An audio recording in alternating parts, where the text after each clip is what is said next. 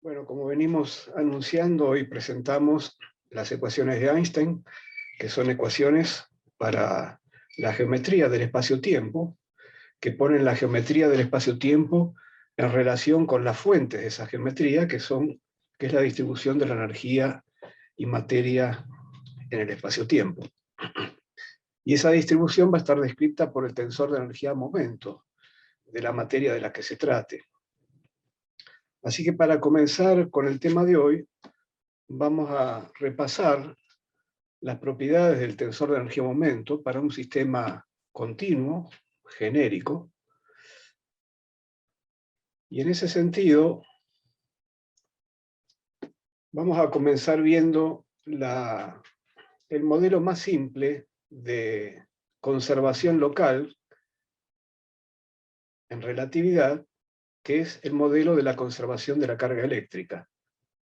Como ustedes saben, la conservación de la carga eléctrica proviene de lo que llamamos la ecuación de continuidad. El hecho de que la cuadridivergencia del cuadrivector de densidad de carga corriente cumple con esta ecuación. Efectivamente, ese cuadrivector de densidad de carga corriente está constituido por la densidad de carga multiplicada por C en la parte temporal del cuadrivector y en la parte espacial las tres componentes de la densidad de corriente, el vector J. Esta ecuación, cuadridivergencia de J igual a 0, separada en su parte temporal y su parte espacial, se lee así. J0 es ρ por C y la derivada respecto de X0 es la derivada respecto de C por T, así que el C se simplifica y queda en el primer término la derivada de ρ respecto de T. Y el segundo término, que contiene las derivadas X y Z de JX, JY, JZ, eso es la divergencia de J.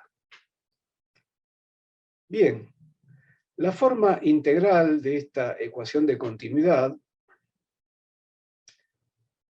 es esta que está acá. Si integramos en un volumen fijo, bueno, la integral de ρ en un volumen fijo es la carga encerrada en ese volumen, y como el volumen es fijo, poco importa dónde está esta derivada respecto de t, la podemos sacar fuera de la integral. Entonces realizamos la integral sobre el volumen fijo, obtenemos la carga total en ese volumen, y esa carga aparece derivada en el tiempo. Del otro lado, integrando en el volumen y usando el teorema de la divergencia, y luego de pasar ese segundo término al segundo miembro, pasa restando, lo que tenemos es el flujo de la corriente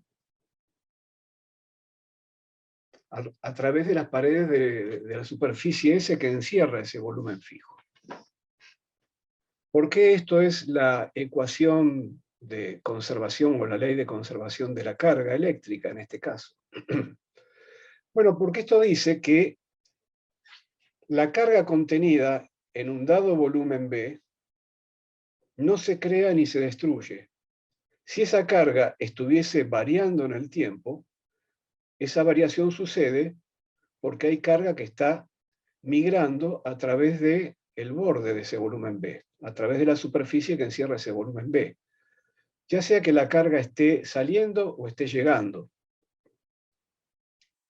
Si la carga está saliendo, entonces este flujo de J, con este signo menos, me da una derivada negativa de la carga contenida en B, es decir, la carga contenida en B está disminuyendo. Está disminuyendo. Bueno, esto es una conservación local, es decir, en cada evento del espacio-tiempo podemos encerrar en un volumen el punto que corresponde en el espacio de ese evento, lo encerramos en un volumen y en cada punto, con un volumen más grande, con un volumen más chico, siempre se está cumpliendo esta ecuación, porque esta ecuación proviene de una ecuación diferencial, y la ecuación diferencial es local. Esto es, como ya sabemos, las leyes de conservación en relatividad son locales, es decir, no están admitidas en relatividad especial las compensaciones a distancia. La carga en el universo no se conserva porque una carga que se destruye en un lado, instantáneamente, simultáneamente, aparece en otro lado. Porque esa ley de conservación, que sería no local en ese caso, no está bien formulada en relatividad porque la noción de simultaneidad no es absoluta, y entonces si la destrucción en un lugar de la carga y la creación en otro lugar fuera simultánea en un sistema de referencia, no lo sería en otro. Entonces ese tipo de ley de conservación no funciona en relatividad. La conservación tiene que ser local, y el modelo de conservación local es el que viene dado por la ecuación de continuidad. Entonces, ¿qué pasa si en lugar de estudiar la conservación de la carga eléctrica, tuviésemos que estudiar la conservación de la energía, cantidad de movimiento de un sistema continuo? Sistema continuo quiere decir, por ejemplo, un campo, un fluido, dos campos en interacción, etc. Entonces, lo que diríamos en ese caso, que si yo tomo dos elementos de volumen de ese sistema continuo, vecinos en contacto, entonces entre esos dos elementos habrá en general un cierto intercambio local de energía y de cantidad de movimiento. Y así como en el caso de la densidad de carga, de la carga eléctrica, uso la densidad de carga para caracterizar, bueno, la carga por unidad de volumen en cada lugar, bueno, ahora también tendría que hablar de densidades de energía y de cantidad de movimiento en este caso. Esto es, si yo quiero hablar de la conservación de la energía y la cantidad de movimiento, que en el caso de una partícula, en lugar de un sistema continuo, se describiría por un cuadrivector, este cuadrivector que está acá, en el caso de un continuo, tengo que hacer lo que hice recién con la carga y definir las densidades correspondientes. En el caso de la carga yo tenía una sola cantidad, que era la carga eléctrica, cuya conservación quería describir, y entonces para esa única cantidad, la carga eléctrica, usaba un cuadrivector que contenía la información de la densidad de la carga y del flujo de la carga. Ahora tengo en su lugar cuatro cantidades: la energía y las tres componentes de la cantidad de movimiento. Entonces tengo cuatro cantidades, y en la descripción para el sistema continuo tendré que usar para cada una de ellas cuatro cantidades. Esto es, para cada valor de I, generaré cuatro cantidades como había generado acá para la carga, que generaba estas cuatro cantidades que me permitían construir el cuadrivector densidad de carga corriente. En su lugar ahora voy a tener un tensor, un cuadritensor, que va a ser el tensor de energía, cantidad de movimiento. Y ese tensor entonces lo podré pensar descompuesto en sus cuatro filas y decir que cada fila, es decir, para cada valor del primer índice, que es I, estoy describiendo las cuatro cantidades que necesito para estudiar la conservación de cada una de estas cuatro cantidades que entran en la energía, cantidad de movimiento. Esto es, la primera fila corresponderá al valor de I igual a 0. Y entonces, con esa fila estoy hablando de la densidad y del flujo de P0, que es la energía. Entonces, T00 representa la densidad de energía del sistema continuo, T01, T02, T03 representan el flujo de energía. Paso a I igual a 1, y entonces tengo la descripción para la componente 1 del vector cantidad de movimiento. Entonces T10 representa la densidad de la componente 1 de la cantidad de movimiento, y T11, T12, T13 representan el flujo de esa primera componente de la cantidad de movimiento.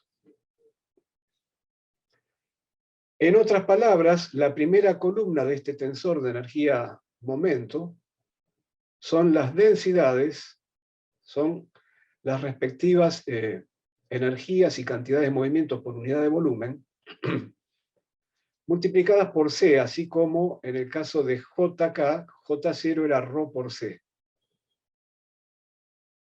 Mientras que las siguientes tres columnas representan, para cada fila, el PI que atraviesa una superficie por unidad de área y de tiempo, así como el J vector, que era la parte espacial del cuadrivector densidad de carga corriente.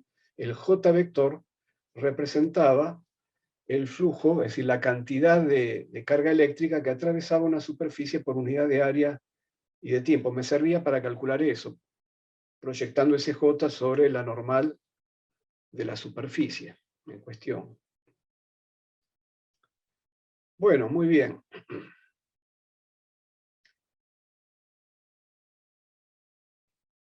El valor de T00, que como dijimos representa la densidad de energía del sistema continuo, tiene que ser positivo para cualquier convención utilizada para la asignatura de la métrica.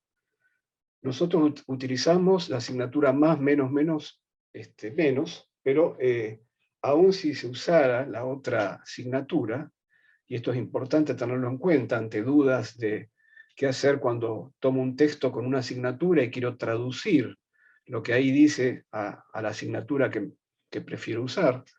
Bueno, una cosa que hay que chequear para estar seguros de que estamos poniendo bien los signos es que T00 tiene que ser positivo. T00 con los dos índices arriba. Porque si yo bajo un índice, por ejemplo, bueno, ahí depende de qué asignatura estoy usando para la métrica, que esto me va a cambiar de signo o no, ¿no? Bueno.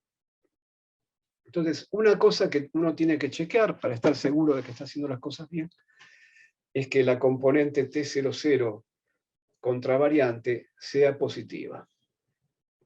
Bueno, en cuanto a las componentes del bloque espacial, que sería el bloque que empieza acá con T11 y termina con T33, este bloque es lo que se suele llamar el tensor de esfuerzos.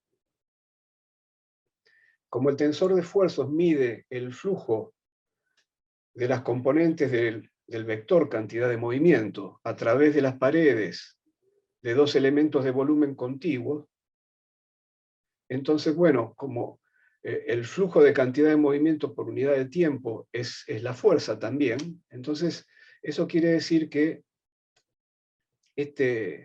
esta proyección de T alfa beta, es decir, esta multiplicación de T alfa beta contraída con un elemento de superficie diferencial S beta, que puede estar orientada en cualquiera de las tres direcciones del espacio, esto me daría entonces la fuerza,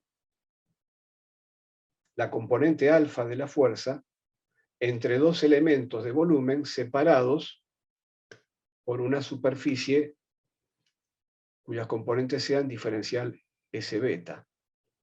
Esa es la fuerza entonces entre los dos volúmenes. En esa superficie. Después cada volumen tendrá contacto en otra superficie con otro volumen vecino, es decir, si descomponemos el sistema continuo en un conjunto de cubitos que están en contacto entre sí, bueno, en cada superficie de contacto, esta cantidad que está acá va a ser la fuerza, la respectiva componente, la componente alfa de la fuerza, de interacción entre esos elementos de volumen.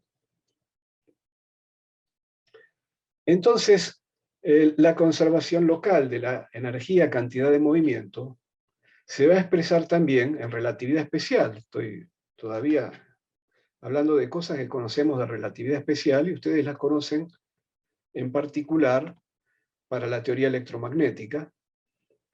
La conservación local de la energía cantidad de movimiento se va a expresar con una ecuación de continuidad también, de esta manera.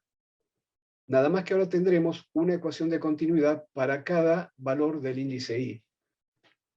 Una ecuación de continuidad para la energía, otra para la componente X de la cantidad de movimiento, otra para la componente Y de la cantidad de movimiento. Bueno. Este tipo de leyes que conocemos de la relatividad especial, en relatividad general se traducen de esta manera. O inclusive si estuviéramos en relatividad especial, pero trabajando con una carta que no sea la carta cartesiana, también tendríamos que usar, en ese caso, la conexión que corresponda a otra carta que no sea la cartesiana, y porque la cartesiana es la que tiene conexión nula, pero en otras cartas no va a ser así. Así que esta sería la ecuación que expresa la conservación local de la energía cantidad de movimiento, del mismo modo que la conservación de la carga se expresa de esta manera, usando también la derivada covariante. Y bueno, entonces este es el papel que tiene el tensor de energía-momento, y este es el significado que tienen sus componentes. Vamos a ver un caso sencillo, que sería el caso del fluido perfecto. Vamos a pensar en un fluido perfecto que está en reposo. Estamos en hidrostática, entonces. Bueno, en ese caso las únicas fuerzas entre volúmenes contiguos, bueno, suponiendo que no tiene viscosidad, un fluido perfecto, digamos, es un fluido que no tiene fuerzas tangenciales o de corte, etc., ¿no? Ustedes ya lo saben. Pero bueno, entonces las únicas fuerzas entre volúmenes contiguos, no habiendo esfuerzos de corte, son fuerzas perpendiculares a las superficies que separan los volúmenes.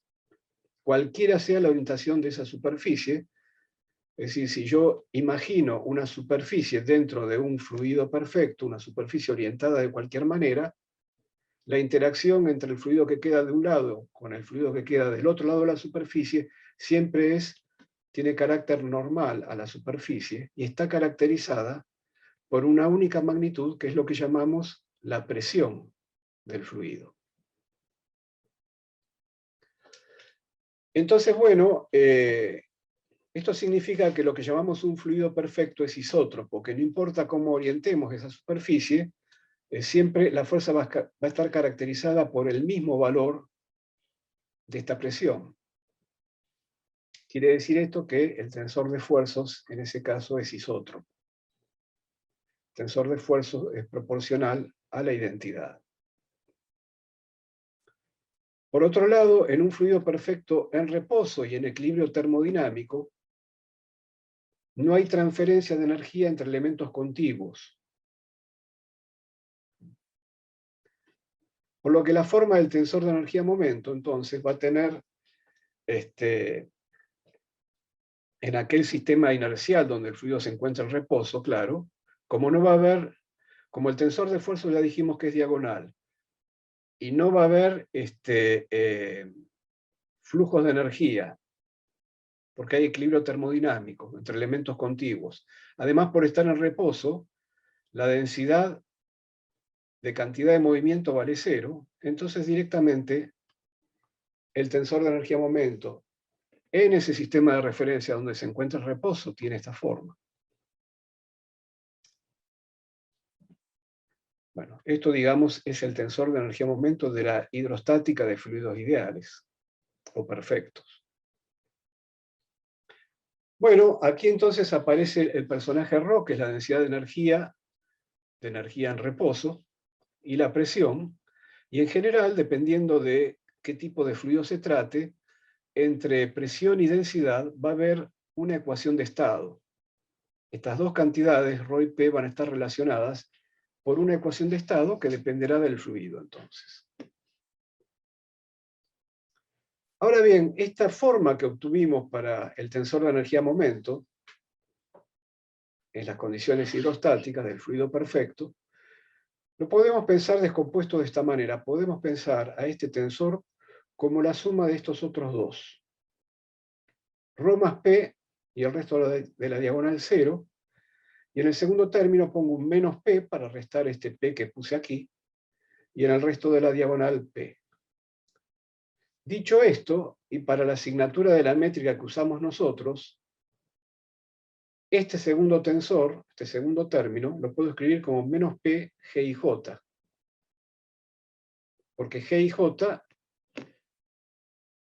me mantengo siempre en relatividad especial, y usando la carta cartesiana, por supuesto, G y J es más, menos, menos, menos. Entonces, bueno, tengo esto. Entonces, con respecto al primer término, voy a hacer lo siguiente. Voy a tomar la cuadrivelocidad de los elementos de fluido. Y bueno, como los elementos de fluido están en reposo en el sistema de referencia que estoy utilizando, o dicho de otro modo, en lo que vamos a llamar la carta comóvil, la carta que se mueve con el fluido, entonces la cuadrivelocidad no tiene componentes espaciales porque el fluido está quieto. Entonces, la única componente, en ese caso, el tiempo propio coincide con el tiempo coordenado. Entonces, la única componente que va a tener la cuadrivelocidad es la derivada de x0, que es c por t, respecto de t. Entonces me da c, es esto que está acá. Si hago el producto tensorial de la cuadrivelocidad consigo misma, entonces el tensor que obtengo, ui por uj, tiene, de acuerdo con esto, tiene la forma diagonal c cuadrado 0, 0, 0. Entonces, este primer término lo voy a pensar como ρ más p que multiplica a ui por uj. Y entonces así tenemos esto que está acá. Insisto, este signo menos vale para la asignatura más, menos, menos, menos. Bueno, pero esto que está acá es una relación tensorial. La obtuve a partir de la carta comóvil, pero una vez que obtengo una relación tensorial, las relaciones entre tensores, es decir, si yo obtengo que este tensor es igual a este otro, en una carta, lo va a hacer en cualquier carta. Más aún, esta misma relación vale no solo en la geometría de Minkowski, de la relatividad especial, sino que va a valer en cualquier otra geometría, con el tensor métrico que corresponda en ese caso. Bueno, porque ya sabemos que en relatividad general hay un sistema que es localmente inercial, donde las cosas ocurren como relatividad especial. Entonces, las cosas van a ocurrir así en el sistema localmente inercial y en cualquier otra carta. Una vez que obtuve en ese sistema localmente inercial la relación tensorial, del mismo modo que dije antes, en cualquier otra carta va a seguir valiendo esta relación tensorial. Así que esta es la forma que tiene el tensor de energía-momento de un fluido perfecto en cualquier carta, no solo en relatividad especial, sino también en relatividad general. Un caso particular sería el del tensor energía-momento del campo electromagnético, que ustedes conocen de haberlo estudiado en Física Teórica 1.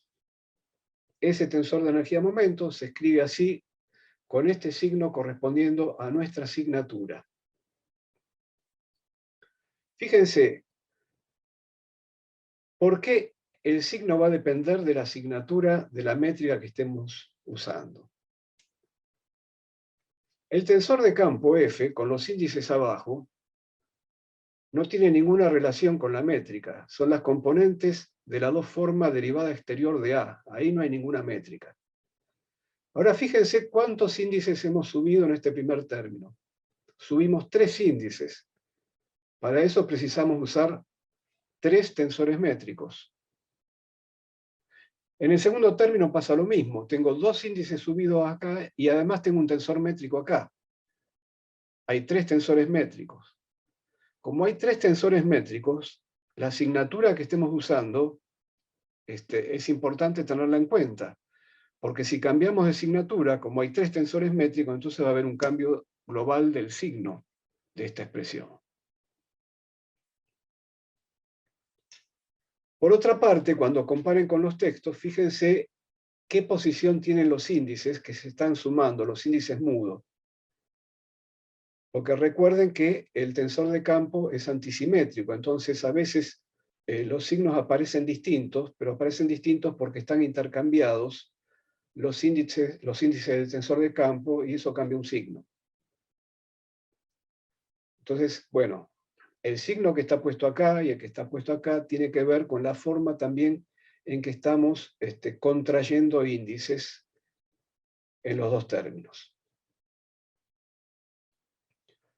Bueno, si estamos, como dije antes, esta expresión que está acá va a valer tanto en relatividad especial como en relatividad general y en cualquier carta.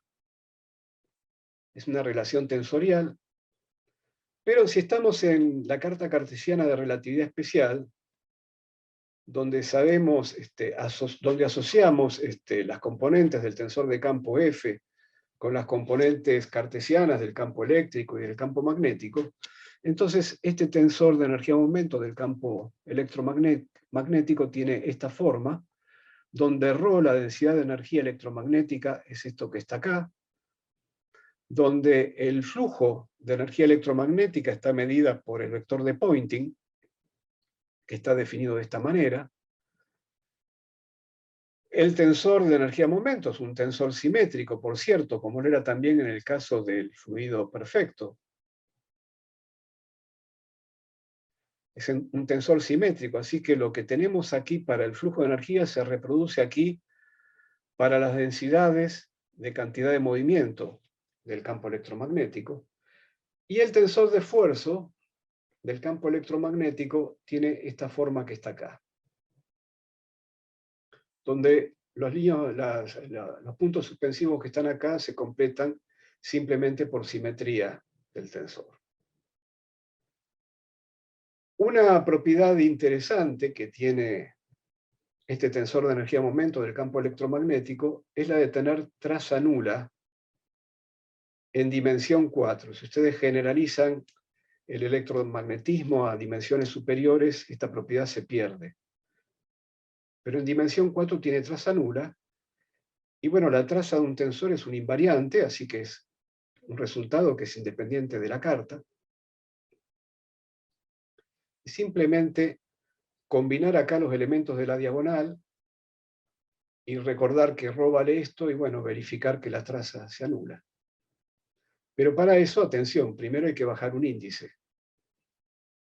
Entonces, bueno, eso tiene consecuencias aún en relatividad especial porque va a haber un cambio de signos de algunas componentes acá, ¿no es cierto? Bien, vamos a ver una aplicación de este tensor de energía-momento del campo electromagnético, algo que nos va a interesar particularmente cuando hagamos cosmología, que es el caso de un gas de fotones. Podemos ver acá un gas de fotones como una configuración del campo electromagnético donde el campo fluctúa al azar. En vez de verlo como un gas de partículas, que también podríamos hacerlo, voy a tomar directamente este tensor de energía-momento que estamos viendo y voy a pensar en una configuración del campo donde el campo fluctúa al azar.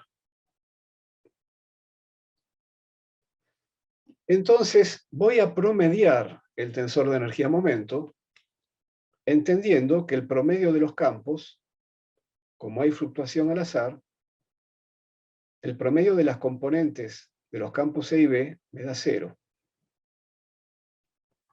Por otra parte, el promedio de el cuadrado de E sub x, porque acá fíjense que hay E sub x por E sub y, pero también hay E sub x cuadrado. E sub x cuadrado no va a promediarse a 0 porque E sub x cuadrado es siempre positivo. E sub x, en cambio, puede ser positivo o negativo, y si fluctúa al azar, el promedio me dará 0. Lo mismo para E sub x por E sub y. Eso también, puede ser positivo o negativo, bueno, etcétera, ¿no? Eso me va a dar 0 también. Pero E sub x cuadrado no va a dar 0 en promedio. Ahora, si hay isotropía, si todas las direcciones son equivalentes, lo que sí puedo asegurar es que el promedio de sub x cuadrado será igual al d sub y cuadrado y al d sub z cuadrado. Por lo tanto, el promedio del módulo al cuadrado del campo eléctrico, como el módulo al cuadrado del campo eléctrico es E sub x cuadrado más E sub y cuadrado más E sub z cuadrado, bueno, cada una de estos cuadrados, E sub x cuadrado, etcétera, será un tercio del promedio del módulo del campo eléctrico al cuadrado, y lo mismo para el campo magnético.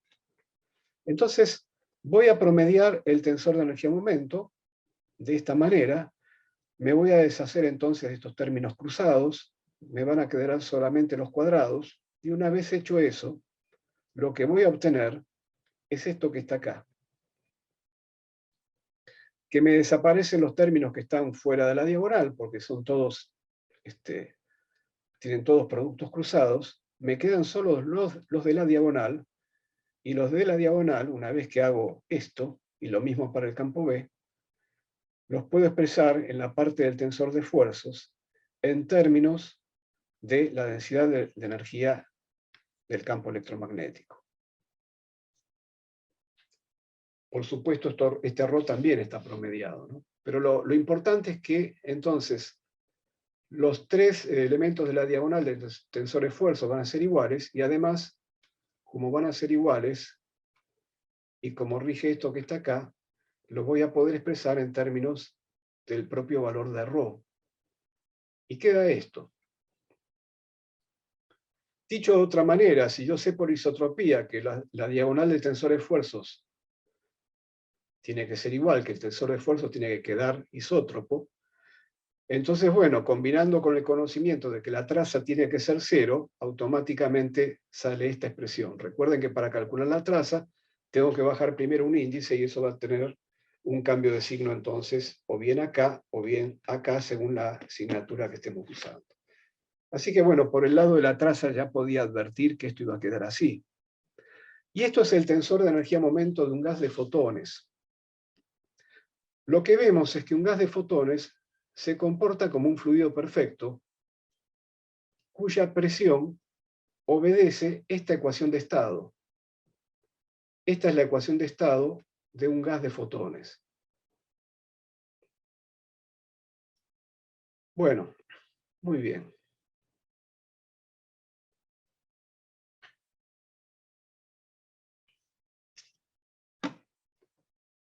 Bueno, vamos a usar el teorema de la divergencia como lo venimos trabajando en las últimas clases, es decir, con la derivada covariante. Y vamos a ver de qué manera relacionar esa forma de usar el teorema de la divergencia con la forma usual de usarlo. Nosotros acabamos de decir algo sobre el teorema de la divergencia, que nos llevó a, luego de integrar la ecuación de continuidad, nos llevó a escribir uno de los dos términos como un flujo, escribirlo como una integral de superficie, vía la utilización del teorema de la divergencia. Nos quedó esto. Esto todavía lo podría integrar en el tiempo para obtener cuánto varía la carga en un cierto delta T, cuánto varía la carga encerrada en el volumen fijo del que veníamos hablando. Entonces, bueno, tendría que agregar una integral más para integrar en diferencial T, que diferencial T es de x0 sobre c. Es decir, pasé el diferencial T multiplicando y agregué esta integral. Ahora tengo tres integrales, y acá tengo entonces un elemento de volumen espacio-temporal. Presten atención a eso, porque enseguida va a reaparecer escrito de otra manera con el lenguaje que estamos usando para escribir el teorema de la divergencia. El teorema de la divergencia, en el lenguaje de derivada covariante, habíamos visto que se escribía así, que la integral de la cuadridivergencia, no de la tridivergencia de la que estuvimos hablando acá, la integral de la cuadridivergencia en una cierta región del espacio-tiempo, así que este es un volumen cuadridimensional, es igual, como sabemos, a la integral en el borde del flujo del cuadrivector JK. Y esto que está acá es el elemento de superficie en el borde. Recuerden que está construido con la normal en el borde y el volumen inducido en el borde. Que si este es un volumen cuadridimensional, el volumen inducido en el borde será tridimensional.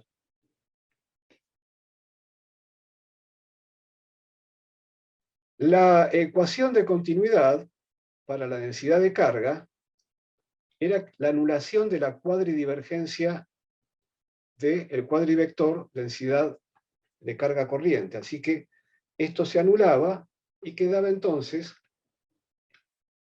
que esta integral, calculada en el borde de la región U cuadridimensional, esta integral entonces daba 0, o daría 0. Lo que queremos ver es que la anulación de esta integral, que está hecha en el borde de un volumen cuadridimensional, es equivalente a este resultado que está acá arriba, pero en lenguaje de la formulación covariante. Y esto lo vamos a hacer para habituarnos a usar estas integrales, para habituarnos a leer qué significan estas integrales. Entonces, bueno, la anulación entonces por la ecuación de continuidad, la anulación de la cuadrivergencia de J, lleva entonces a este resultado. Vamos a ver entonces cómo leemos este resultado. Bueno, como decíamos, este elemento de volumen o de hipersuperficie, si lo quieren llamar así, del borde, es esto. Es la normal en el borde multiplicado por el volumen inducido en el borde. Entonces, si tenemos una región cuadridimensional, y en esta figura no tengo más remedio que suprimir una de las 3 dimensiones espaciales, estoy suprimiendo la coordenada z, porque no puedo hacer otra cosa, entonces tenemos que pensar que a pesar de que este U acá lo vemos tridimensional, está representando una región cuadridimensional. Y el borde es la superficie que rodea este U, pero claro, si el U es cuadridimensional, cada pedazo de esa superficie es tridimensional verdaderamente, y no bidimensional como lo estamos viendo acá. Entonces, bueno, ese borde de la región U lo hemos descompuesto en 3 partes. La tapa 1, la tapa 2 y la superficie lateral 3. Déjeme usar este lenguaje propio para un cilindro, porque estoy pensando esto, lo estoy viendo como un cilindro, pero en realidad hay una dimensión más en juego. Quiere decir entonces que esta integral sobre el borde, que da 0, puede ser descompuesta en 3 integrales, una sobre la tapa 1, otra sobre la tapa 2 y otra sobre la superficie lateral 3. Entonces, las superficies 1 y 2, verdaderamente hipersuperficies, como ven, tienen carácter espacial, es decir, son eventos a un dado tiempo t, a un dado t2. Y acá abajo, eventos a un dado tiempo t1. Como las superficies estas son espaciales, las normales son temporales. Recuerden que el borde, para usar el teorema de la divergencia, tiene que estar orientado, y estamos usando la orientación exterior, que es la que corresponde al juego ese de orientaciones región-borde, del que ya hemos hablado suficientemente. Bueno, entonces sobre la tapa 1 y la tapa 2, estos covectores normales, en el sub K, solo van a tener componente 0. Por lo tanto, cuando integremos sobre la tapa 1 y 2, solo sobrevive la componente 0 de J. Bien. La componente 0 de J es la densidad de carga multiplicada por C. Por lo tanto, cuando integremos sobre la tapa 2 o sobre la tapa 1, estamos integrando la densidad de carga multiplicado por C. Porque lo que queda acá es simplemente el volumen inducido. Estoy integrando sobre un espacio, sobre una hipersuperficie espacial, estoy integrando sobre una porción de espacio en el instante t2 o en el instante t1, estoy integrando sobre esa porción de espacio la densidad de carga multiplicada por C. Entonces, eso me da la carga contenida en esa región del espacio multiplicada por C en el instante t2. Y la otra integral me da con un menos, porque la orientación es opuesta. La orientación es opuesta, entonces me sale un menos. La componente de la normal acá, en la tapa 1, es de signo opuesto, entonces me queda la carga eléctrica multiplicada por C dentro de esa región 1 en el instante T1. Esa región 1 del espacio es la misma que esta región 2, pero nada más que en dos instantes diferentes T1, T2.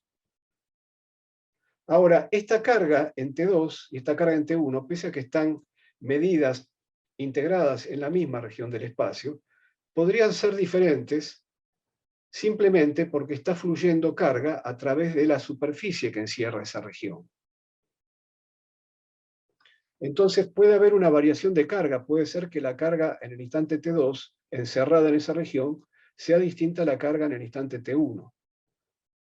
La diferencia entre esas dos cargas viene dada por la suma de estas dos integrales. Precisamente va a ser la diferencia entre estas dos cargas porque vamos a tener este tema del signo de la normal, ¿no? Que sobre la superficie 1 va a tener signo negativo. Entonces, esto que está acá es la diferencia de la carga total encerrada en una determinada región del espacio, evaluada en el instante T1 y evaluada en el instante T2. Esta tapa 1, que la vemos acá en la figura como bidimensional, es en realidad tridimensional. Es una región del espacio en el instante T1. Bueno, ahora, el teorema de la divergencia nos había dado que la integral sobre el borde de la región U cuadridimensional era igual a 0. Y esa integral en el borde la hemos descompuesto en tres términos. Los dos primeros términos me dan la variación de la carga en la región del espacio que llamamos tapa 1 o tapa 2. Entonces, esos dos primeros términos, como todo esto suma 0, lo puedo igualar con menos la integral sobre la superficie lateral 3. Eso quiere decir que C por la delta de la carga va a quedar igualado con menos la integral en cuestión sobre la superficie lateral 3.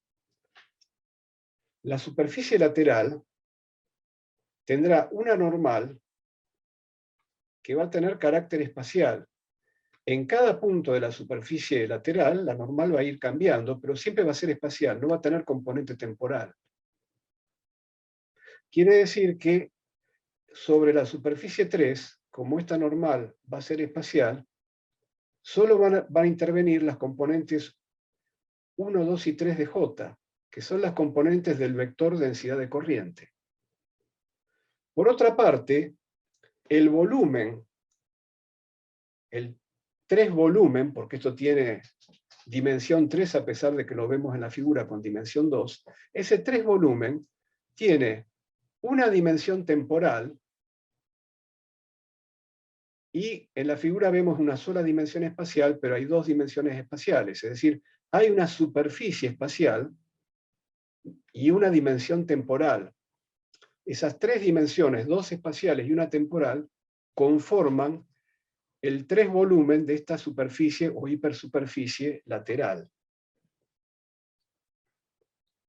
Entonces, este personaje que está acá es la normal correspondiente, que solo tiene componentes espaciales, multiplicado por un elemento de superficie espacial y un elemento de dimensión temporal, diferencial x0.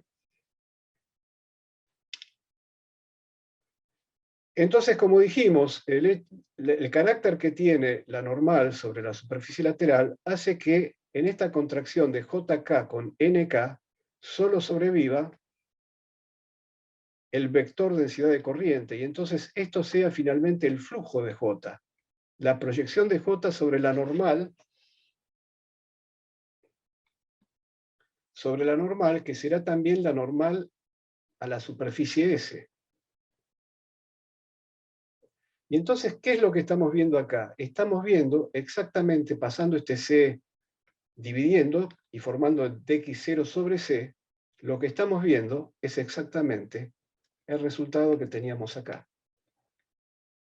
Esto que está acá, diferencial S por dx0 sobre C, es el elemento de volumen en la hipersuperficie lateral. Y aquí tenemos entonces la proyección de J sobre la normal. Es lo mismo entonces. Y aquí tenemos tres integrales porque estamos integrando sobre una hipersuperficie que tiene tres dimensiones. Pero esas tres dimensiones tienen dos de carácter espacial y una de carácter temporal. Así que efectivamente, este teorema de la divergencia tiene exactamente el mismo significado que esto que está acá. Ahora, la siguiente pregunta es, bueno, ¿y cuáles son las magnitudes conservadas que emergen de acá? Sí, ya sabemos, tiene que ver con la energía y la cantidad de movimiento. Pero resulta que lo que tenemos acá, la cuadridivergencia que tenemos acá, no es la cuadridivergencia de un vector, es la cuadridivergencia de un tensor. Y el teorema de la divergencia lo sabemos usar, sabemos pasar a la integral que me da el flujo, a la integral sobre el borde, cuando de lo que se trata es de la cuadridivergencia de un vector, no de un tensor. Eventualmente vimos la clase pasada que no solo para un vector la cuadridivergencia tenía esta forma, que era lo esencial para hacer el paso a la integral sobre la superficie, a usar el viejo teorema de la divergencia que conocíamos desde el cálculo exterior. Eventualmente también esta misma forma la encontrábamos para la cuadridivergencia de tensores de tipo P0 totalmente antisimétrico. Este es un tensor de tipo 2,0, pero no es totalmente antisimétrico, es simétrico por el contrario. Entonces, no está claro que de esta ecuación de conservación local podamos pasar a la forma integral, como lo hemos hecho para la densidad de corriente eléctrica, la cuadridensidad de corriente eléctrica. Así que después del intervalo, vamos a seguir 4 y 5, vamos a ver cuál es el contenido integral de esta ecuación de continuidad.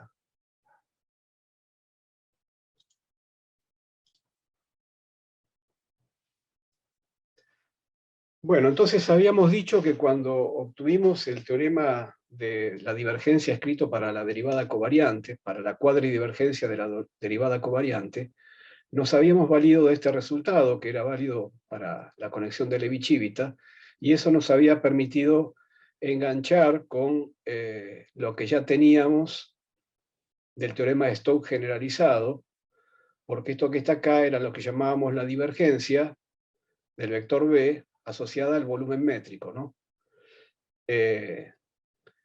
Pero bueno, eso no quiere decir entonces que podemos usar el teorema de la divergencia como lo escribimos ahora para la derivada covariante del vector, lo podemos usar también para extraer conclusiones de esta ecuación de conservación local. No podemos usarlo directamente porque lo que tenemos aquí no es un vector, es un tensor. Entonces, lo que vamos a plantear es lo siguiente. Como queremos tener un vector y no un tensor, ¿qué pasa si encontramos un vector tal que la contracción del vector con el tensor de energía-momento, eso ya nos da un vector, si esa contracción tiene todavía cuadridivergencia cero? En ese caso, lo que tenemos acá es un vector y sí podemos hacer exactamente lo mismo que hicimos para para el cuadrivector JK. Lo que acabamos de hacer para JK lo podríamos ahora reproducir para este vector que surge de contraer TIK con este vector BI. ¿Cómo debería ser este vector BI para no perder la propiedad de que la cuadridivergencia sea nula? Entonces, ese es el camino que vamos a seguir para extraer una conclusión integral, una relación integral de esta ecuación local de conservación.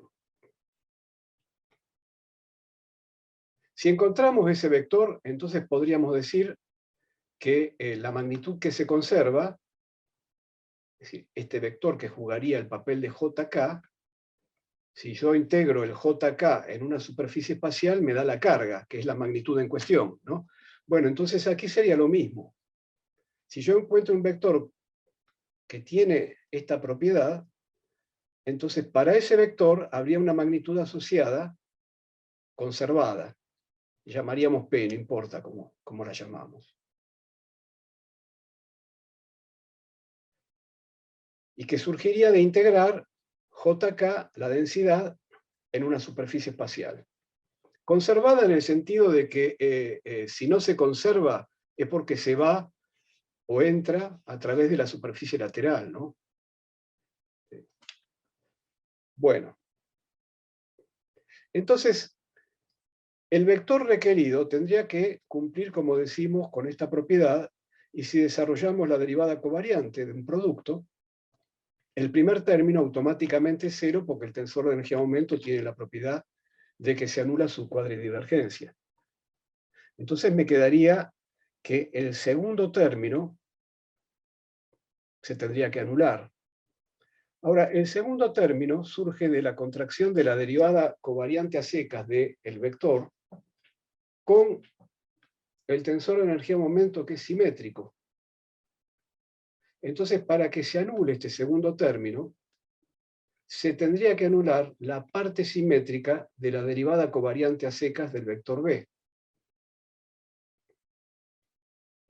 Lo cual significa algo que ya conocemos, que es que B tiene que ser un vector de Killing. Esto es, por cada vector de Killing que yo pueda encontrar en una geometría dada, podré construir una magnitud conservada, proyectando el tensor de energía-momento sobre el vector de Killing e integrándolo en una región del espacio.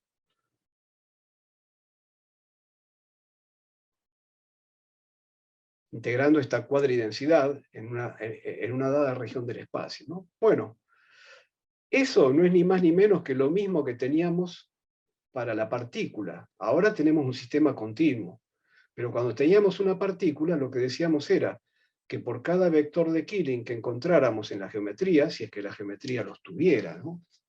Entonces se conservaba la proyección de la energía cantidad de movimiento de la partícula en la dirección del vector de Killing.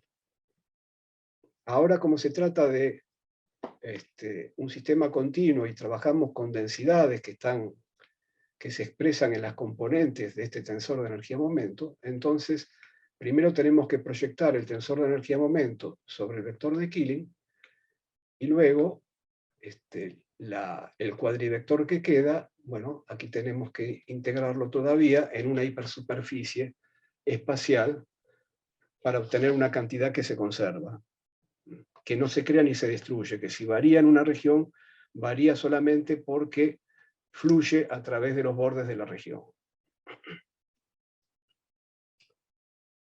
Bueno, finalmente entonces, habiendo repasado las propiedades del tensor de energía-momento de un sistema continuo, vayamos a las ecuaciones de Einstein. Entonces ya sabemos que vamos a buscar ecuaciones que sustituyan las ecuaciones del campo gravitatorio de la mecánica de Newton. Ya sabemos que el efecto gravitatorio o gravitatorio inercial no va a estar dado por una fuerza, sino que va a estar dado por la geometría del espacio-tiempo. Entonces, vamos a buscar ecuaciones para las componentes del tensor métrico, porque ya sabemos que el potencial gravitatorio newtoniano en el límite de campo débil va a formar parte del tensor métrico. Ahora, ese potencial gravitatorio newtoniano, en la mecánica de Newton, estaba gobernado por esta ecuación. El laplaciano del potencial siempre se entendía el potencial como estático, como independiente del tiempo, ¿no? El laplaciano del potencial era 4πg, g la constante de gravitación universal, por la densidad de masa. Esto es lo típico de una ley, de un campo coulombiano estático, ¿no? Es lo mismo para el campo gravitatorio como para el campo electrostático. Si multiplico por 2 y divido por c cuadrado, me queda 2π sobre c cuadrado, que es la cantidad que entra en G00, en el límite de campo débil, ¿recuerdan? Y del otro lado me queda, en vez de 4πg, me queda 2πg sobre c cuadrado, pero voy a multiplicar y dividir por un c cuadrado más, me va a quedar un c a la cuarta entonces, para formar con la densidad de masa por c cuadrado, la densidad de energía en reposo, que es el ρ que va a aparecer en T00, para un movimiento no relativista. Para un movimiento no relativista quedará la energía en reposo en la componente T00. Entonces lo que vemos acá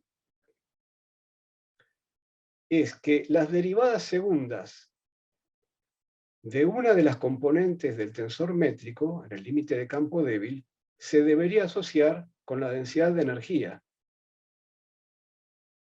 Ahora, lo que pretendemos escribir para las ecuaciones dinámicas que gobiernan el campo gravitatorio inercial es una relación tensorial, una relación entre tensores, una relación entre objetos geométricos. Esto es una relación que sea independiente de la carta que utilicemos. Esto no es ninguna relación tensorial, pero nos da la pista de quién tiene que ser el tensor. De este lado tenemos que tener un tensor que tenga derivada segunda de la métrica. Y del otro lado tenemos que tener un tensor que contenga la densidad de energía en reposo. O la densidad de energía. En reposo, insisto, sería para el caso estático de masas que no se mueven, que es el caso del potencial de la gravedad de Newton, ¿no? Bueno, el tensor que contiene la densidad de energía lo acabamos de ver, es el tensor de energía-momento. Entonces, lo que tiene que ir en el miembro derecho de la ecuación de Einstein es el tensor de energía-momento. El tensor de energía-momento de lo que se trate, de lo que haya en el universo, sea materia, sea un campo de radiación, sea lo que fuere. Es decir, cualquier fuente de energía y cantidad de movimiento va a ser fuente de geometría, fuente de campo gravitatorio inercial. Entonces Einstein enseguida se dio cuenta de esto y inmediatamente pasó a ver qué tenía que poner en el primer miembro. ¿Qué objeto geométrico, qué tensor conocía que se construyera con derivadas segundas del tensor, de las componentes del tensor métrico? Y que fuera simétrico, como lo es el tensor de energía-momento. Bueno, lo que inmediatamente pensó fue que lo que debía ir a la izquierda era el tensor de Ricci. El tensor de Ricci, para la conexión de Levi-Civita, es simétrico, y además, como la conexión de Levi-Civita tiene derivadas primeras de la métrica y la curvatura tiene derivadas primeras de la conexión, entonces hay derivadas segundas de la métrica, como vimos la clase pasada, en el tensor de Ricci. Bueno, esa fue la primera apuesta que hizo Einstein, pero después se dio cuenta que el sector geométrico, el sector izquierdo de lo que van a ser las ecuaciones de Einstein, debía poseer lo que llamamos la conservación automática, debía poseer divergencia idénticamente nula para obligar a que la fuente también tenga divergencia idénticamente nula, es decir, para obligar a la conservación de la energía cantidad de movimiento, para obligar a la conservación del tensor de energía cantidad de movimiento, del mismo modo que ocurre también con las ecuaciones de Maxwell. Como ustedes saben, la forma que tienen las ecuaciones de Maxwell, y en particular el miembro izquierdo de las ecuaciones de Maxwell, el miembro izquierdo tiene conservación automática, porque por ser una derivada exterior de algo, si yo le tomo la derivada exterior, automáticamente se anula. Lo cual obliga a la conservación de las fuentes, obliga a que la divergencia de la estrella de J sea cero. que no es ni más ni menos que la ecuación de continuidad, como ya sabemos. Entonces, finalmente Einstein, después de algún tiempo, llegó a la conclusión de que la conservación automática también tenía que estar presente en las ecuaciones de Einstein. Es decir, a la derecha, en lugar de la densidad de corriente que tenemos aquí en las ecuaciones de Maxwell, estará el tensor de energía-momento, y a la izquierda habrá un objeto geométrico que dependa de derivadas segundas de la métrica y que además tenga conservación automática, para obligar a la conservación automática de la fuente, del tensor de energía-momento. Conservación automática, recuerden, significa la anulación de una cuadridivergencia. Bueno, en este caso estábamos jugando con aplicarle la derivada exterior a este personaje. Se refiere a la anulación idéntica de la derivada de lo que está a la izquierda de la ecuación. Lo que está a la izquierda de la ecuación es lo que tiene las derivadas del campo que quiero resolver. Entonces, la conservación es automática porque esa anulación de la derivada es una identidad. No depende de que yo haya resuelto o no la ecuación. No depende de quién es el campo. Aquí, para cualquier campo f, sea o no solución de esta ecuación, la derivada exterior del d del Hodge de f se anula. Es una identidad, es independiente del valor de f. De eso hablamos cuando hablamos de la conservación automática. Y nosotros ya conocemos desde la clase pasada un tensor que se construye con el tensor de Ricci, pero que no es el tensor de Ricci, que tiene conservación automática. Habíamos visto en la clase pasada que este tensor, que se llama el tensor de Einstein, justamente, tiene cuadridivergencia idénticamente nula. No importa quién sea el tensor métrico.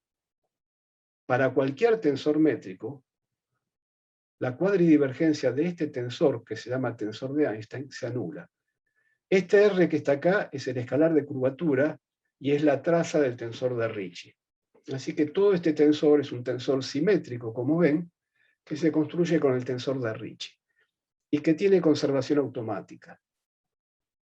Así fue que Einstein llegó a la conclusión de que lo que tenía que haber del lado izquierdo de sus ecuaciones era este tensor, que ahora llamamos tensor de Einstein porque es el que entra en las ecuaciones de Einstein. Entonces, estas ecuaciones son ecuaciones diferenciales de segundo orden para las componentes de la métrica. Son 10 ecuaciones porque tanto el tensor que está acá a la izquierda como el que está acá a la derecha es simétrico. Entonces en dimensión 4 tienen 10 componentes independientes. Entonces acá hay en principio 10 ecuaciones, tantas ecuaciones como tiene el tensor métrico. Como componentes tiene el tensor métrico. Lo que queda acá por determinar es qué valor tiene que tener esta constante K, que es una constante que seguramente va a estar en alguna relación con la constante de gravitación universal. Porque aquí de este lado están las derivadas segundas de la métrica, es decir, las derivadas segundas de los potenciales gravitatorio-inerciales, y de este lado está la distribución de energía, igual que acá. Entonces, para encontrar cuánto vale esta constante K, lo que vamos a hacer es ir a la aproximación de campo débil de esta ecuación de Einstein y ver si en ese límite obtenemos algo de este tipo que nos permita saber cuánto tiene que valer K.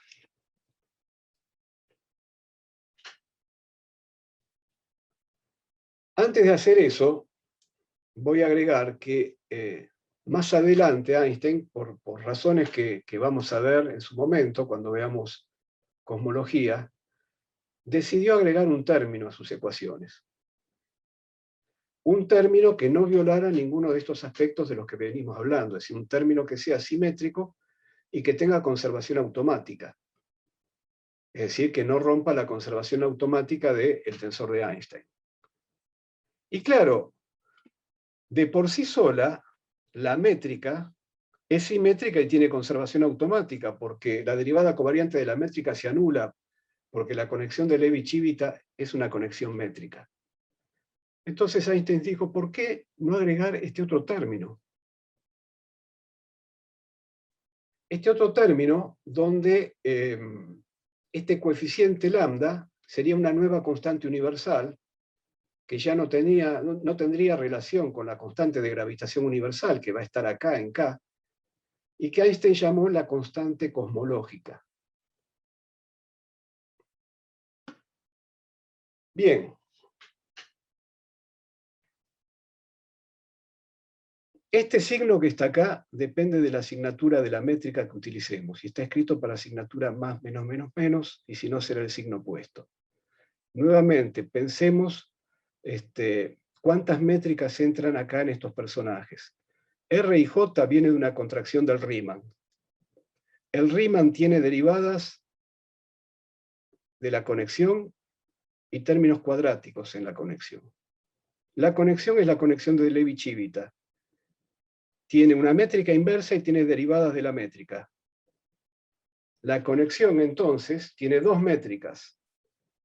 La conexión de Levi-Civita no cambia ante cambio de signatura de la métrica, porque hay dos factores G. Así que ni el tensor de Riemann ni el tensor de Ricci, con los índices abajo, porque después está el juego de subir y bajar índices, pero así como venía el tensor de Riemann y su contracción que dio lugar a este tensor que llamamos tensor de Ricci, la asignatura de la métrica no afectaba en nada. Para construir el escalar de curvatura tuvimos que subir un índice al Ricci, ahí entró una métrica, y después hacer la contracción. Ahí entró una métrica, pero acá este término tiene otra métrica más, así que este otro término, por cierto, tampoco es afectado por la asignatura de la métrica, como ocurre con el primero. Es decir, el tensor de Einstein no es afectado por la asignatura de la métrica. Ahora, este término tiene un único G. Este término sí es afectado por la asignatura de la métrica. Por ese motivo, porque los otros dos no lo son, entonces ustedes van a ver un menos en los textos que usen esta asignatura y un más en los textos que usan la otra asignatura. Para la misma constante cosmológica, en unos textos aparecen menos y en otros textos aparecen más. Bueno, es por eso. De paso les digo que la ambigüedad del tensor de Riemann a veces existe, y no es por la asignatura de la métrica, sino porque, sobre todo en los textos más antiguos, el tensor de Riemann estaba definido con signos opuestos. Nosotros lo definimos, recuerden, en algún momento, de tal manera que surgió una cierta combinación de derivadas de la conexión, y en algunos textos esa combinación está con los signos al revés, pero no porque la asignatura de la métrica sea la misma, sea distinta, sino porque la definición del Riemann no es la más usual, es con el signo opuesto en esos textos.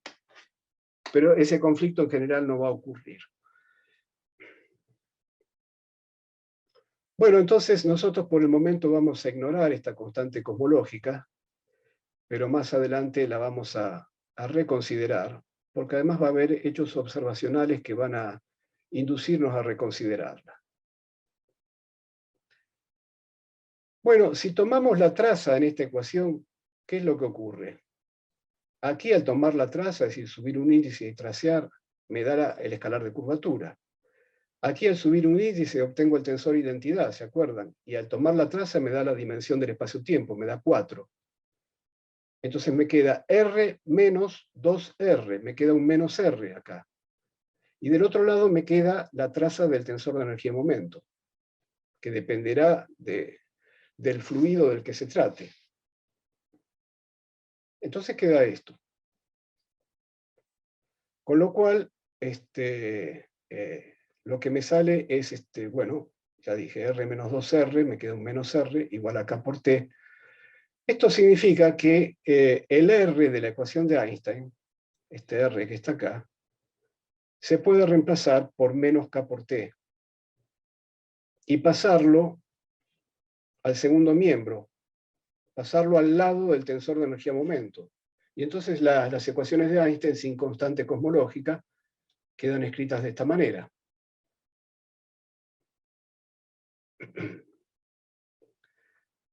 ¿Qué quiere decir esto?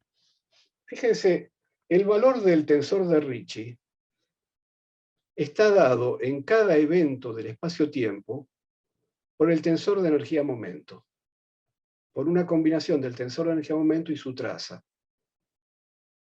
Si en un dado evento se anulara el tensor de energía-momento, si estuviéramos en una región de vacío en el espacio-tiempo, donde no haya distribución de energía, donde no haya materia, donde no haya radiación, entonces en esa región se anularía el tensor de Ricci. Eso no quiere decir que se anule la curvatura en esa región. Porque recuerden que el tensor de Ricci en 4 dimensiones es una parte del tensor de Riemann. Estaríamos diciendo que una parte del tensor de Riemann se anula. Pero el tensor de Riemann, que es el verdadero objeto geométrico que mide la curvatura del espacio-tiempo, tiene más componentes independientes que el Ricci. La anulación del Ricci implica la anulación solamente de una parte del tensor de Riemann, pero otra todavía sobrevive y puede entonces haber efectos geométricos aún en donde no haya materia. La clase que viene vamos a estudiar la propagación de ondas gravitatorias en vacío. Entonces el Ricci va a ser 0, pero lo que no va a ser 0 es el Riemann. Bueno, entonces, ¿qué nos faltaba hacer? Nos faltaba por hoy hacer la aproximación de campo débil para llegar a obtener el valor que corresponde a la constante K.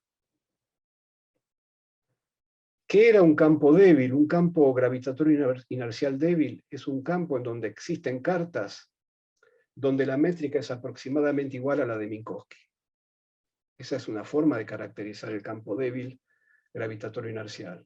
Si yo encuentro una carta donde la métrica se aparta poco de la métrica de Minkowski, aquí tenemos en el primer término la métrica de Minkowski y aquí tenemos el apartamiento. Esto sería un tensor, una perturbación de la métrica, cuyas componentes tendrían que ser mucho menores que 1 para apartarse poco de los valores minkowskianos. Entonces, la aproximación de campo débil consistiría en calcular este tensor de Ricci al orden más bajo en la perturbación H y J. El orden más bajo es el orden lineal. Quiere decir que en el tensor de Ricci, que es una contracción, como venimos diciendo, del tensor de Riemann, es esta contracción, por lo pronto, los términos que son cuadráticos en los símbolos de Christoffel, y que por lo tanto van a depender de derivadas de la perturbación al cuadrado, esos términos ya directamente los eliminamos en campo débil. Y entonces el tensor de Riemann queda solamente con los términos de las derivadas de la conexión, que son derivadas segundas de la métrica, y entonces van a dar lugar a estas derivadas segundas de la perturbación. Y la conexión, a su vez, tenía, la conexión de Levi-Civita, un factor 1 medio por una métrica inversa, pero esa métrica inversa directamente la reemplazamos por la métrica de Minkowski para no agregar términos cuadráticos en la perturbación. Entonces, esta es la forma que tiene el tensor de Ricci en la aproximación de campo débil. Para ir a la comparación con la gravedad newtoniana, voy a tomar un campo estático. Es decir, voy a tomar que la perturbación no dependa del tiempo. Y entonces, si en particular me concentro en la componente 0, 0 del tensor de Ricci, este primer término, como I va a valer 0, I vale 0, y acá I está jugando, juega con la derivada, entonces este término se anula. Acá hay una derivada J, pero J vale 0, este término se anula. Acá hay derivada IJ, este término se anula. Me queda solamente, para campo débil estático, me queda solamente el último término, Esto es, la componente 0,0 del Ricci es igual a esto. La componente 0,0 del Ricci es una de las componentes de la ecuación de Einstein, pero me alcanza con mirar una ecuación para obtener cuánto debería valer K. Y miro la 0,0 porque precisamente yo sé la relación entre H00 y el potencial newtoniano. H00 es la perturbación de G00, y en el límite de campo débil la perturbación de G00, de la componente 0,0 de la métrica de Minkowski, era 2π sobre c cuadrado. Ese es el valor de H00, menos 2π sobre c cuadrado. Perdón, 2π sobre c cuadrado, digo bien. Entonces, ¿qué pasó acá? Aquí me queda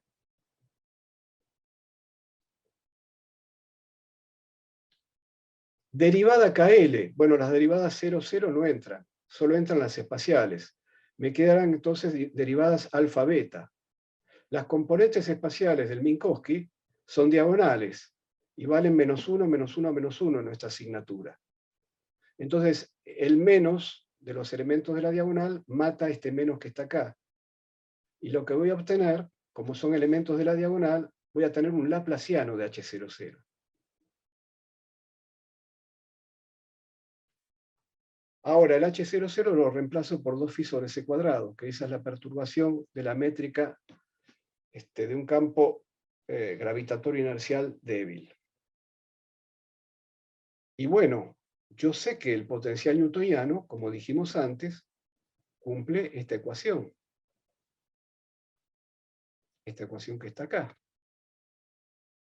Entonces, el resultado que estoy obteniendo para R00 es este resultado. Entonces, el valor de R00 en esta aproximación da esto que está acá. El valor de R00 es lo que está a la izquierda en la ecuación de Einstein. ¿Y cuánto vale lo que está a la derecha de la ecuación de Einstein en esta misma aproximación? Lo que está a la derecha es esto. Y si estoy tomando los índices IJ00, me quedará K por T00 menos un medio de G00 por T. Ahora, si R es débil, si la curvatura es débil, el propio T consistentemente va a tener que ser débil. Y si T es débil, entonces aquí el GIJ, para eliminar términos cuadráticos, lo tomo directamente como la métrica de Minkowski. Y como estoy estudiando R00, acá voy a poner eta00 que vale 1. Y acá tengo que poner T00. Si fuera T00 con los índices arriba sería precisamente ρ.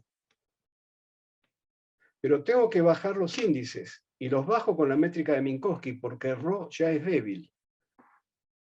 Entonces, como tengo que bajar dos ceros, eso independientemente de la asignatura, me va a seguir dando ρ. Porque tengo que bajar con la métrica de Minkowski, y eta 00 lo tengo que aplicar dos veces. Valga 1, valga -1, me va a dar ρ de todos modos. Bueno. Entonces, del lado izquierdo de las ecuaciones, R00 me dio esto. Del lado derecho tengo que reemplazar K por T00 menos un medio de T. Y entonces, T00, sea con los índices abajo o con los índices arriba, es ρ. ¿Y cuánto vale la traza del tensor de energía-momento? Bueno, voy a tomar el tensor de energía-momento del fluido estático, porque estamos trabajando, estamos pensando que acá las cosas no dependen del tiempo. Y en un fluido estático, el tensor de energía-momento era diagonal, ρ, y después venía el tensor de esfuerzo, que era proporcional a la identidad, y ahí entraba la presión P. El ρ será la densidad de energía en reposo, y la densidad de energía en reposo para materia no relativista, en particular para materia que no se mueve, digamos. Bueno, digamos, siempre que trabajemos con materia relativista, la densidad de energía en reposo que es la densidad de masa por c cuadrado, va a ser mucho mayor que las presiones en materia no relativista. Entonces el tensor de esfuerzo lo podemos ignorar en este límite, y la traza va a quedar aproximadamente igual a ρ. Entonces aquí tenemos que T00 es ρ, y le tenemos que restar 1/2 de ρ. Entonces todo esto queda K por ρ sobre 2. Y entonces, bueno, ya está, simplifico ρ y obtengo el valor de K. K tiene que ser 8pi por G sobre C a la cuarta. Este es el valor de K que entra en las ecuaciones de Einstein, y entonces ya tenemos las ecuaciones de Einstein completadas. Bueno, un comentario adicional sobre conservación automática. Esto de la conservación automática es más profundo que la mera imposición de la conservación de las fuentes. Por cierto, la conservación automática del miembro izquierdo en las ecuaciones de Maxwell y en las ecuaciones de Einstein impone la conservación de la fuente, ya sean de la densidad de carga corriente o sea el tensor de energía-momento. Pero es más que eso, porque como se trata de una identidad, lo que me está diciendo en el fondo es que las ecuaciones dinámicas no son independientes entre sí, hay relaciones entre ellas. Lo que estamos viendo en este caso, tanto en la teoría de Maxwell como en la de Einstein, es que las derivadas de las ecuaciones están relacionadas entre sí, porque la conservación automática es la cuadridivergencia del tensor de Einstein idénticamente cero. Bueno, el tensor de Einstein entra en las ecuaciones y la cuadridivergencia son derivadas de lo que entran en las ecuaciones. Es decir, hay relaciones entre las ecuaciones dinámicas que son independientes de los valores del campo electromagnético o de las componentes del tensor métrico, según sea el caso. Y entonces, si las ecuaciones están relacionadas entre sí, si no son independientes, no me van a servir para determinar todas las componentes que quiero determinar. Yo dije que como las ecuaciones de Einstein eran simétricas, digamos, como entraba el tensor de Ricci, que es un tensor simétrico de tipo 0,2, bueno, tiene tantas componentes independientes como tiene el tensor métrico. Entonces, en principio, tengo tantas ecuaciones como componentes tiene el tensor métrico. ¿Significa esto que voy a poder resolver todas las componentes del tensor métrico? No, porque las ecuaciones no son independientes. ¿Y eso está bien o está mal? Bueno, pensemos qué pasa en el campo electromagnético. Las ecuaciones de Maxwell, la parte dinámica de las ecuaciones de Maxwell, las que resultan de variar la acción, son 4 ecuaciones. Son las 4 ecuaciones que tienen fuente. Las ecuaciones para la divergencia D, que la fuente es ρ, y la ecuación para el rotor de B, que la fuente es J, más la corriente de desplazamiento, bueno, etc. Esas son las 4 ecuaciones dinámicas. Son 4 ecuaciones diferenciales en derivadas segundas para las 4 componentes del potencial, del cuadripotencial. ¿Se pueden resolver las 4 componentes del cuadripotencial en electromagnetismo? No, porque hay libertad de gauge. Solo 2 componentes del cuadripotencial se pueden resolver. Y eso es porque las ecuaciones de Maxwell están ligadas entre sí. Es por la conservación automática. El hecho de que las ecuaciones no sean independientes significa que los genuinos grados de libertad son menos de los que parecen ser. Las ondas electromagnéticas tienen 2 grados de libertad, no 4, en cada evento del espacio-tiempo, a pesar de que el cuadripotencial tiene 4 componentes. Pero sabemos que de esas 4 componentes, solo 2 son genuinos grados de libertad, son los que expresan los 2 grados de polarización independientes que tienen las ondas electromagnéticas, y los otros 2 son puro gauge. Se pueden fijar mediante una elección de gauge. Y lo mismo pasa con las ecuaciones de Einstein, que si bien son 10, están ligadas entre sí por la conservación automática. ¿Y eso es bueno o es malo? Bueno, si no tuvieran la conservación automática, si fueran 10 ecuaciones independientes, entonces no estarían reflejando la libertad de Gauge, entre comillas, de poder elegir distintas cartas para una misma geometría. Esto es, si yo tuviera 10 ecuaciones independientes, estaría encontrando las 10 componentes del tensor métrico. Pero eso correspondería entonces a una fijación de Gauge, en el sentido de que estaría fijando la propia carta a ser utilizada. Yo quiero que me quede la libertad de poder elegir la carta, de poder cambiar las componentes del tensor métrico sin cambiar la geometría. Lo que quiero es que las ecuaciones de Einstein sean ecuaciones para la geometría, no para las componentes del tensor métrico, porque si quedaran fijadas, entonces estaría perdiendo la libertad de elegir la carta. Yo sé que para una dada geometría, esa misma geometría la puedo expresar en distintas cartas. Esto es, las ecuaciones de Einstein relacionan dos objetos geométricos, dos tensores, que como objetos geométricos son independientes de la carta. Por un lado el tensor de Einstein y por otro lado el tensor de energía-momento de la distribución de materia de energía-momento en el espacio-tiempo. Esos dos objetos geométricos están igualados en la ecuación y esa igualación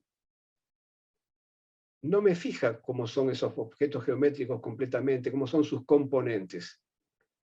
Sus componentes dependerán de la carta, todavía van a quedar la libertad de elegir la carta, y de entonces que esos mismos objetos puedan verse con distintas componentes en distintas cartas. Entonces, esa libertad de Gauge está también, así como está en las ecuaciones de Maxwell, está también en las ecuaciones de Einstein, y corresponde a la elección de la carta, de las cartas. Es la libertad de elegir cartas. ¿Cuántos grados de libertad genuinos tendrá entonces el campo gravitatorio inercial? Bueno, lo vamos a ver la clase siguiente, cuando veamos la propagación de ondas gravitatorias y cuando veamos cuáles son los estados de polarización independiente que van a tener estas ondas gravitatorias. Finalmente, así como el primer teorema de Noether estudia las leyes de conservación que se derivan de simetrías que llamaremos globales o rígidas, que son simetrías independientes de las variables de integración de la acción. Por ejemplo, ustedes saben que si yo tomo un sistema de partículas aislado, es decir, sin ninguna interacción con campos externos, si traslado rígidamente todo el sistema, si le aplico la misma traslación a todas las partículas, entonces obtengo una simetría de la acción, y esa simetría está relacionada con la conservación de las componentes de la cantidad de movimiento total del sistema. Eso es una simetría rígida. Si yo traslado a cada partícula de manera diferente, bueno, eso me está cambiando el lagrangiano, evidentemente. Es decir, el primer teorema de Noether habla de simetrías rígidas y encuentra que si un sistema, si una acción tiene una cierta simetría rígida o global, entonces en consecuencia habrá asociada a esa simetría la conservación de algo. Bueno, hay un segundo teorema de Noether que se ocupa de simetrías locales o de Gauge. En nuestro caso, la posibilidad de cambiar localmente la carta, o la posibilidad de aplicarle una transformación de Gauge local al cuadripotencial. Ustedes recuerden que en una transformación de Gauge el cuadripotencial cambia por el agregado de del cuadrigradiente de una función cualquiera. Eso es una función cualquiera y eso es un cambio local. Bueno, en ese segundo teorema de Noether se obtiene que las simetrías locales o de Gauge conducen a relaciones entre las ecuaciones dinámicas o las derivadas de las ecuaciones dinámicas, que es lo que estamos viendo acá, y como consecuencia de eso hay una disminución de los grados de libertad genuinos. Los grados de libertad son menos de los que parecen ser, porque algunas variables dinámicas son realmente puro gauge, lo que llamamos puro gauge. Bueno, ese es el contenido del segundo teorema de Noether, que los trabajos de Noether, estos teoremas, surgen a partir de la interacción con la teoría de Einstein, entre Noether, que era una matemática, pero que trabajaba en contacto con Einstein y otros físicos matemáticos de la época, en esa época donde estaban haciendo la relatividad general. Bueno, muy bien. Con esto terminamos la clase de hoy.